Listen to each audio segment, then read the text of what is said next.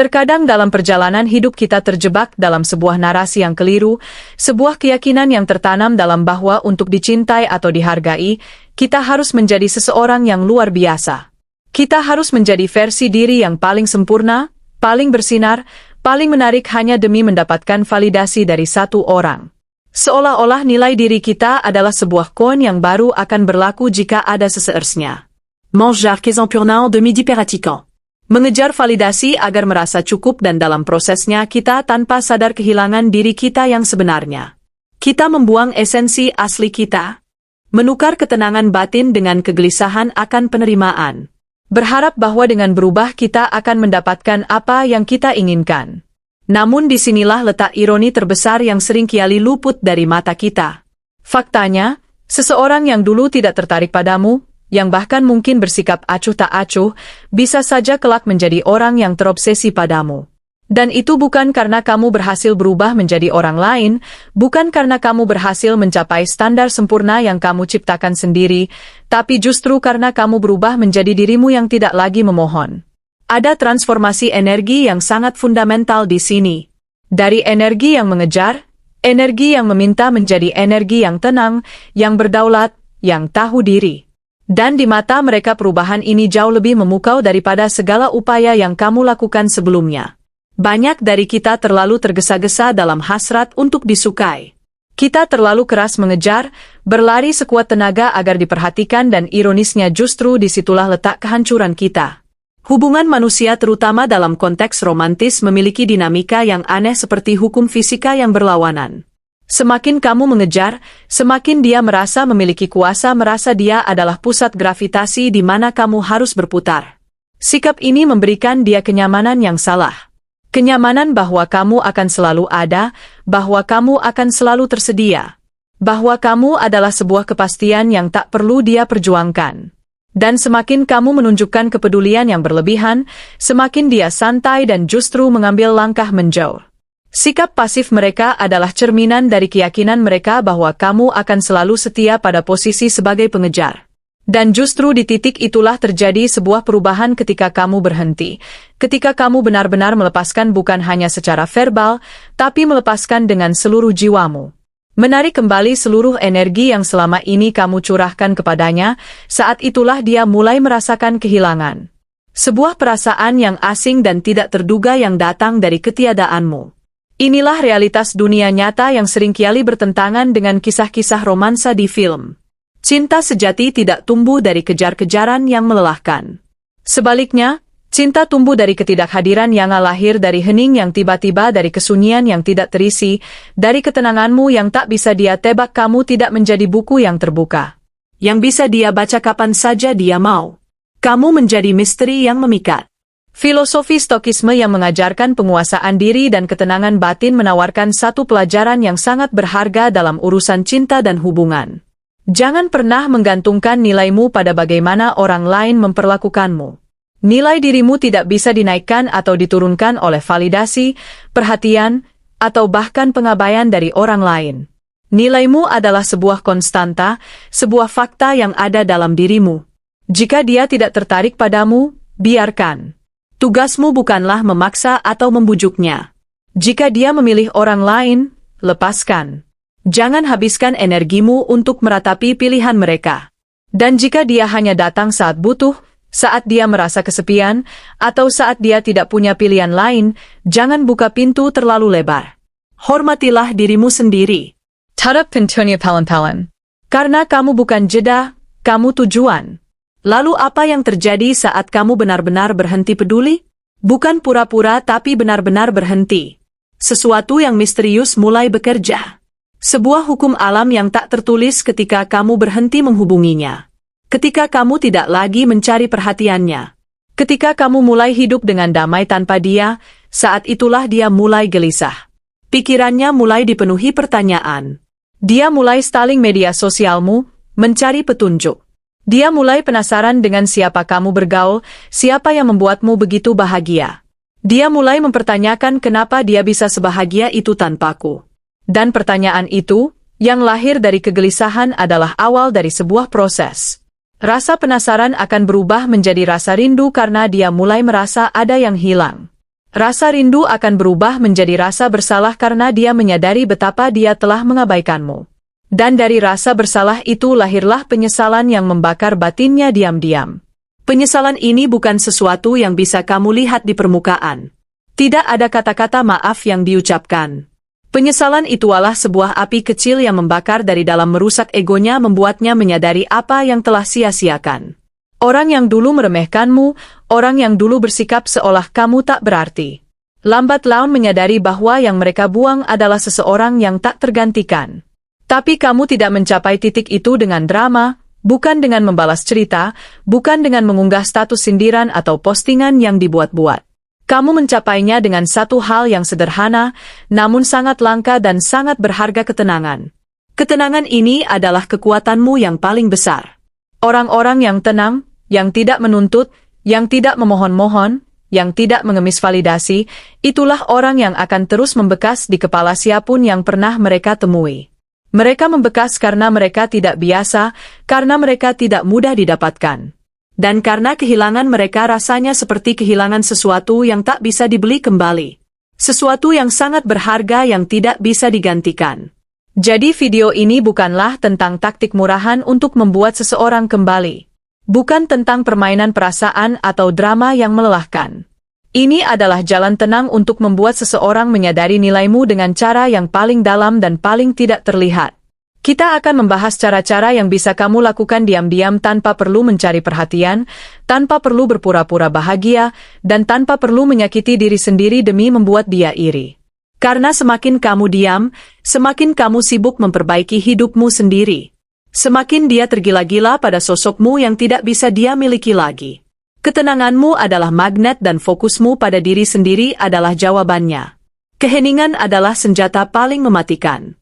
Kamu mungkin hidup dengan pemikiran bahwa untuk membuat seseorang merindukanmu, kamu harus terus hadir dalam hidupnya. Pikiran itu membisikkan bahwa kamu harus menjadi suara yang paling sering dia dengar, nama yang paling sering muncul di notifikasinya, dan sosok yang paling rajin merespon setiap story atau unggahannya. Kamu merasa harus selalu ada kapanpun dia butuh, menjadi jaring pengaman emosional yang siap sedia. Sebuah kepastian yang bisa diakses kapan saja. Dalam pikiranmu, kebersamaan yang terus-menerus adalah pupuk yang menumbuhkan kerinduan. Bahwa semakin banyak kamu muncul, semakin besar kemungkinan kamu akan diingat dan dirindukan. Namun kenyataannya alam semesta bekerja dengan hukum yang berlawanan. Semakin kamu hadir terus-menerus, semakin nilaimu menurun. Kehadiran yang melimpah tidak menciptakan kerinduan. Ia menciptakan kenyamanan. Dan kenyamanan dalam konteks hubungan seringkali merupakan musuh dari gairah dan apresiasi. Semakin mudah kamu diakses, semakin kamu kehilangan daya tarik. Kamu menjadi seperti udara yang dihirup diperlukan, tapi jarang disadari kehadirannya. Pernahkah kamu tiba-tiba teringat seseorang yang sudah lama tidak kamu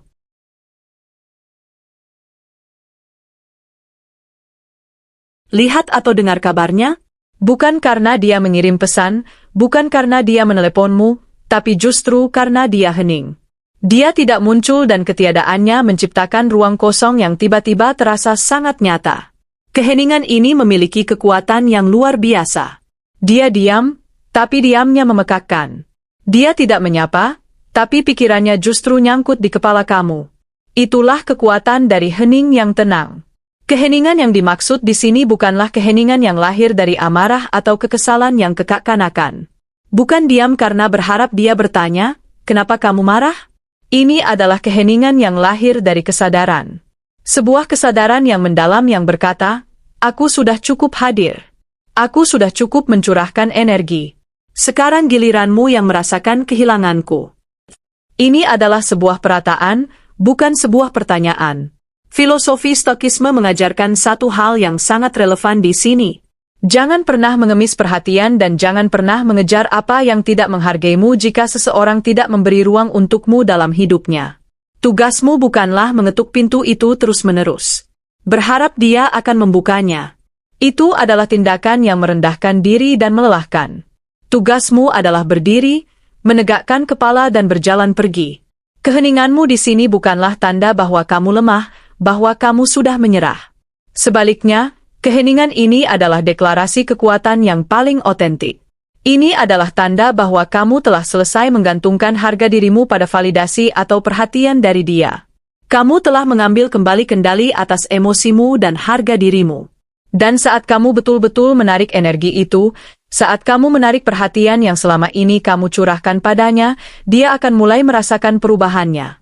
Pada awalnya mungkin tidak terlalu kentara. Ego dan arogansinya mungkin berkata, dia akan kembali. Dia tidak akan tahan lama. Tapi semakin hari saat kamu tetap tenang, tidak ada satuun pesan masuk darimu. Tidak ada satuun like atau komentar di unggahannya. Pikiran itu mulai digerogoti oleh keraguan. Dia mulai bertanya-tanya, kok sekarang dia nggak pernah chat ya? Kok dia nggak lagi balas storyku? Apa dia sudah dekat dengan orang lain? Jangan-jangan dia sudah gak peduli. Disinilah rasa rindu yang sesungguhnya itu lahir. Bukan dari kebersamaan yang dipaksakan atau dipenuhi harapan, tapi dari ketiadaan yang tiba-tiba.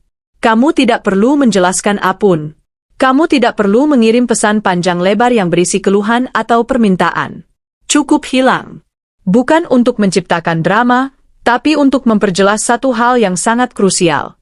Aku tidak akan tinggal di tempat yang tidak menghargaiku. Orang yang dewasa secara emosional tidak akan pernah mengemis cinta. Dia akan memberi ruang bagi orang lain untuk masuk ke dalam hidupnya.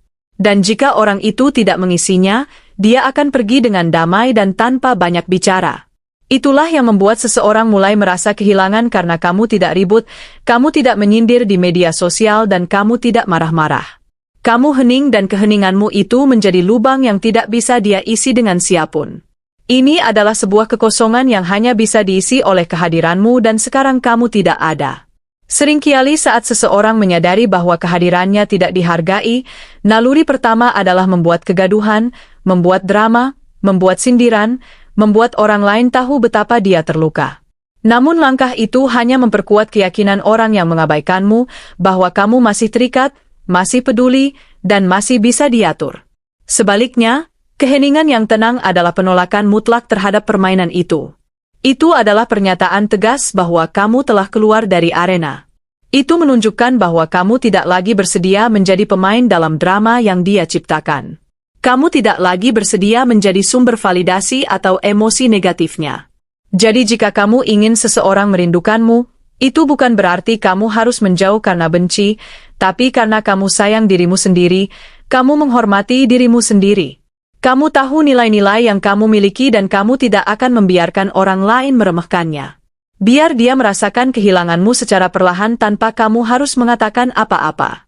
Biarkan kesunyianmu yang berbicara dan biarkan hatinya yang menjawab. Karena keheningan adalah bahasa yang paling jujur dan seringkali pesan yang paling kuat. 2. Tingkatkan dirimu dalam diam, bukan untuk pamer. Setelah kamu mengambil langkah mundur dan memilih keheningan, seringkali muncul dorongan lain. Kebutuhan untuk menunjukkan kepada dunia, terutama kepada mereka yang mengabaikanmu bahwa kamu baik-baik saja, bahwa kamu bahagia bahkan lebih bahagia tanpanya. Naluri ini seringkali mendorong kita untuk melakukan hal-hal yang berisik, mengunggah foto liburan yang dibuat-buat, memposting kutipan-kutipan motivasi atau mengumumkan perubahan besar dalam hidup di media sosial. Semua ini adalah upaya untuk membuktikan sesuatu.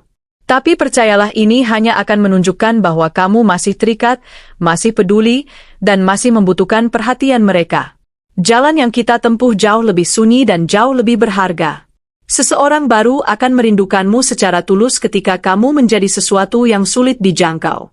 Dan ini bukan karena kamu tiba-tiba menghilang ke antah berantah, melainkan karena kamu naik level tanpa suara.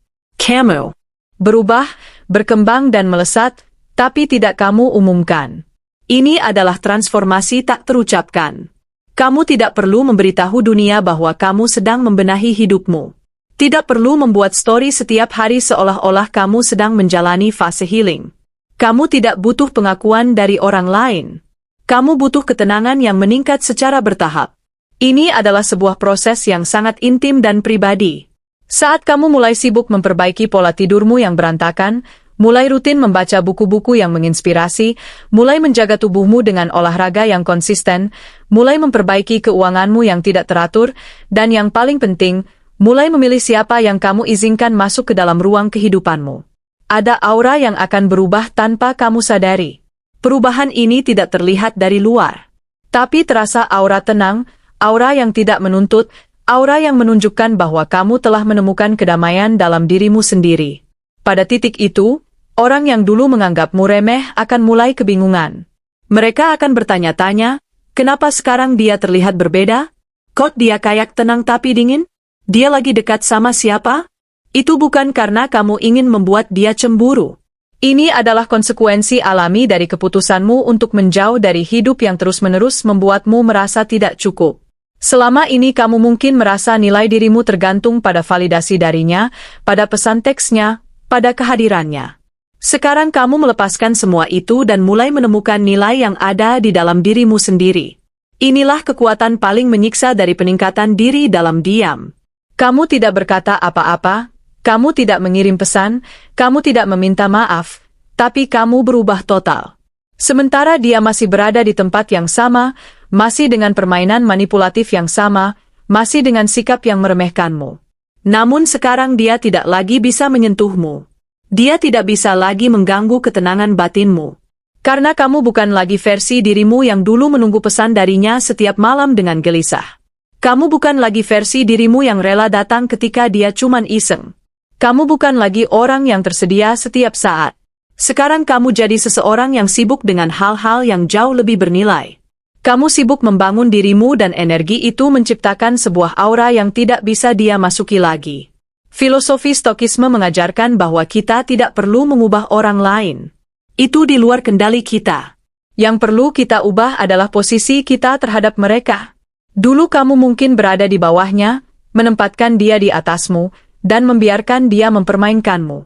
Tapi sekarang dengan peningkatan diri yang kamu lakukan dalam diam, kamu mulai berdiri sejajar bahkan lebih tinggi. Ini bukan karena kamu sombong, melainkan karena kamu akhirnya sadar bahwa kamu layak dihargai. Kamu tidak lagi membiarkan dirimu menjadi karpet yang bisa dia injak-injak. Kamu telah membangun fondasi yang kokoh untuk dirimu sendiri dan tidak ada lagi ruang untuk keraguan atau rasa tidak aman. Dan saat seseorang melihat kamu sudah tidak bergantung lagi, saat dia melihat kamu sudah tidak bisa dia kontrol, disitulah rasa kehilangan mulai menggerogoti dia. Perlahan tapi menyakitkan. Perasaan ini bukan karena kamu membuatnya cemburu dengan kekayaan atau penampilanmu yang baru. Rasa kehilangan ini muncul karena kamu telah membuat dirimu sendiri lebih berarti, lebih kokoh, lebih tenang, dan lebih mandiri. Mereka yang dulu tidak melihat nilaimu tidak akan merindukanmu karena penampilanmu berubah. Mereka akan merindukanmu ketika kamu menjadi seseorang yang bahkan tidak bisa mereka sentuh lagi. Mereka akan merindukanmu saat menyadari bahwa yang mereka sia-siakan adalah ketenanganmu, ketulusanmu, dan kehadiranmu yang sekarang tidak bisa beli kembali. Semakin kamu tenang, semakin dia takut kehilanganmu. Ketenanganmu adalah ancaman terbesar bagi egonya. Karena itu menunjukkan bahwa kamu bisa hidup tanpanya. Itu menunjukkan bahwa kamu tidak butuh dia untuk bahagia. Itulah yang paling menyakitkan. Ini adalah kemenangan yang diraih bukan dengan drama, bukan dengan kata-kata, tapi dengan sebuah transformasi yang sunyi dan pribadi. Kamu tidak perlu membuktikan apapun kepadanya. Kamu hanya perlu membuktikan kepada dirimu sendiri bahwa kamu layak mendapatkan yang lebih baik dan itu sudah lebih dari cukup. Kamu telah menjadi sosok yang mengintimidasi bukan karena kamu sombong, tapi karena kamu telah menemukan kekuatan yang tidak bisa diambil oleh siapapun darimu. Ketenangan sejati. 3. Jangan muncul duluan. Biarkan dia merasakan kekozongan.